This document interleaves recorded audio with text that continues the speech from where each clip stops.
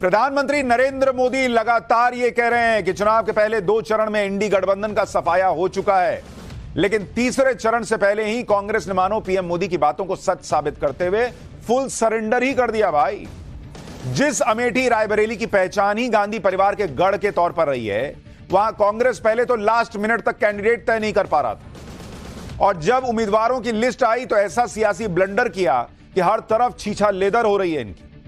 रायबरेली से राहुल गांधी को कैंडिडेट बना दिया गया, और जिस अमेठी से राहुल गांधी पिछली बार हारे थे, वहां से किशोरी लाल शर्मा को टिकट दे दिया गया। यानी जिस अमेठी में कल देर रात तक राहुल गांधी के पोस्टर लग रहे थे, मैंने आपको पाठशाला में दिखाया था, वहां राहुल चुनाव लड़ने गए ही नहीं, वो तो अमेठी से कट लिए। और स्मृति ईरानी से उनकी जबरदस्त टक्कर की मनोहर कहानियां सुनाने वाला पूरा इकोसिस्टम तक हैरान रह गया।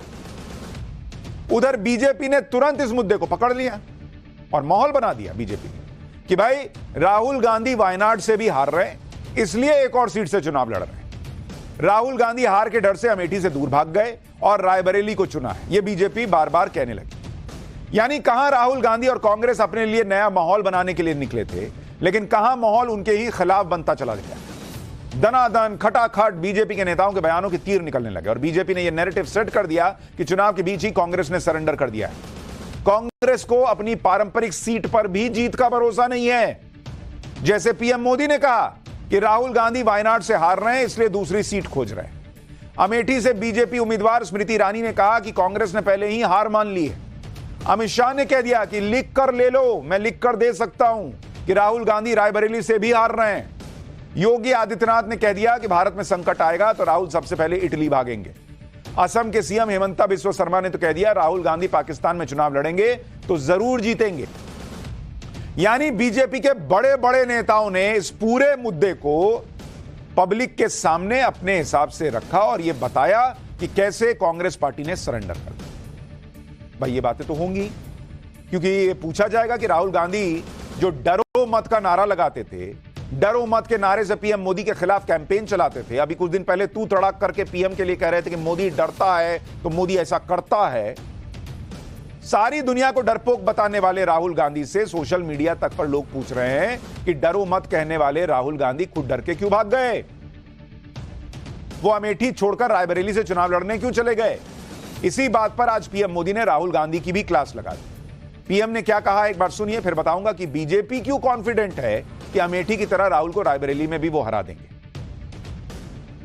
मैंने पहले ही बता दिया था कि शाहजादे वायनाड में हारने वाले हैं और हार के डर से जैसे ही वायनाड में मतदान समाप्त होगा वो दूसरी सीट खोजने लग जाएंगे। और अब दूसरी सीट पर भी उनके सारे चेले चपाटे कह रहे थे अमेठी आएंगे, अमेठी आएंगे, लेकिन अमेठी से भी इतना डर गए, इतने डर गए, वहां से भागकर अब रायबरेली में खोज रहे हैं रास्ता। ये लोग घूम घूम कर सबको कहते हैं डरो मत।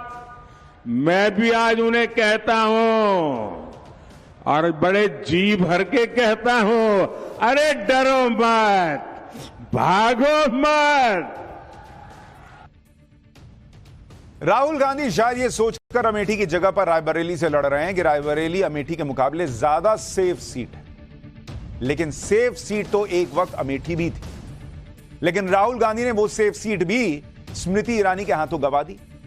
क्या रायबरेली में भी ऐसा हो सकता है? यह बड़ा सवाल है, क्योंकि आप देखिए कि अमेठी में जिस तरह से जीत का अंतर कम होते होते कांग्रेस ने वो सीट गंवाई थी, वैसा ही हाल रायबरेली में कांग्रेस की जीत का अंतर कम होते होते बनने लगा है।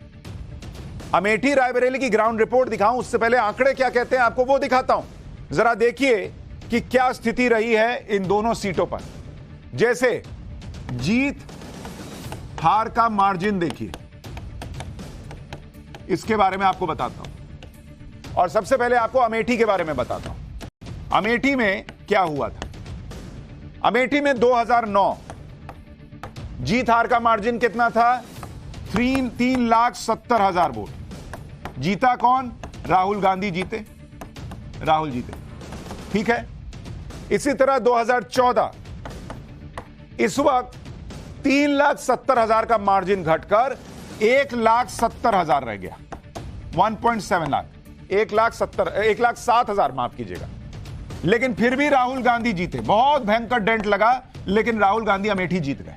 लेकिन ये संकेत मिलने लगे थे कि भैया 3,70,000 1,07,000 रह गया, 1.07। और इसीलिए 2019 में देखिए क्या हुआ, 55,000 का जीत का मार्जिन रहा 55 के, और राहुल जो है, राहुल यहां पर हार गए। यानी धीरे धीरे पहले मार्जिन घटा और उसके बाद राहुल गांधी निपट गए अमेठी के अंदर। अब जरा देखिए कि रायबरेली में क्या हुआ है। रायबरेली की स्थिति आपको बताता हूं। रायबरेली में जीत हार का मार्जिन 2009 के लिए देखिए कितना रहा, 3,72,000 का जीत और हार का मार्जिन रहा। जीता कौन? सोनिया जीती। सोनिया लड़ रही थी सोनिया गांधी, तो सोनिया गांधी जीती। इसके बाद 2014 में देखिए क्या हुआ।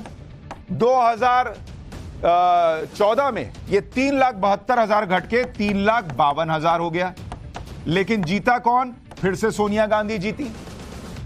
2019 में यही जीत का मार्जिन घटकर 1,67,000 हो गया, यानी 3,52,000 से 1,67,000 हो गया, लेकिन विजेता फिर सोनिया गांधी ही रही।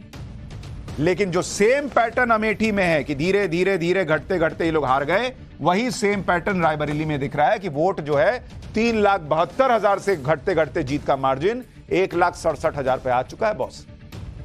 यानी अगर राहुल गांधी अमेठी में 1 लाख के अंतर को 2019 में बचाकर नहीं रख पाए और 55,000 वोट से स्मृति ईरानी से हार गए, तो फिर क्या रायबरेली में भी वही हो सकता है? क्योंकि वहां पर जीत और हार का अंतर अब 1.5 लाख के आसपास है। शायद इसीलिए अब बीजेपी ये कह रही है कि जिस रायबरेली को राहुल गांधी सेफ सीट मान रहे हैं, वो उतनी सेफ भी उनके लिए है नहीं। बीजेपी तो रायबरेली सीट पर इतने आत्मविश्वास में है कि अमित शाह ने कह दिया कि लिख कर देता हूं, राहुल गांधी रायबरेली से भी हार जाएंगे। सुनिए अमित शाह को। ये राहुल बाबा नाम के यान को सोनिया जी 20 बार लॉन्च कर चुकी है, मगर लॉन्चिंग इनकी सफल नहीं हुई है। और आज 21वीं बार फिर से अमेठी से भागकर रायबरेली में पर्चा डाला। अरे राहुल बाबा, मैं यहां से रायबरेली का परिणाम बता देता हूं। भारतीय जनता पार्टी के प्रत्याशी दिनेश प्रताप सिंह के सामने आप रायबरेली से प्रचंड बहुमत से हारने जा रहे हैं। मेरी बात लिख, यानी अमित शाह ताल ठोक कर कह रहे हैं कि लिख लो, राहुल गांधी और रायबरेली हारेंगे। रायबरेली सीट पर राहुल गांधी के सामने बीजेपी ने दिनेश प्रताप सिंह को उतारा। दिनेश प्रताप सिंह स्मृति ईरानी जैसा उनका उतना पॉपुलर नाम तो नहीं है, लेकिन वो स्थानीय नेता है और दमदार तरीके से रायबरेली की राजनीति करते रहे।